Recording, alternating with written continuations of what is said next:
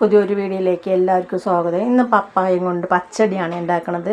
പപ്പായൊക്കെ തോല് കളഞ്ഞ് നല്ലപോലെ കഴുകി ചെറുതാക്കി നുറുക്കി വെച്ച്, എന്നിട്ട് നമ്മൾ ഒരു മുറി തേങ്ങ, പിന്നെ 2 പച്ചമുളക്, ഒരു നുള്ളി ജീരകം ഇട്ടിട്ട് മിക്സർ ജാറിലിട്ട് നല്ലപോലെ ഒന്ന് ക്രഷ് ചെയ്തെടുത്ത്, എന്നിട്ട് അത് പിന്നെ ഒരു സ്പൂണ് കടുക് ഇട്ടിട്ട് രണ്ടാമത് ഒന്നും കൂടി ക്രഷ് ചെയ്തെടുത്ത്, എന്നിട്ട് നമ്മളൊരു പാൻ അടുപ്പത്ത് വെച്ച് അതിലേക്ക് പപ്പായ കഴുകിയത് ഇട്ട് കൊടുത്തു.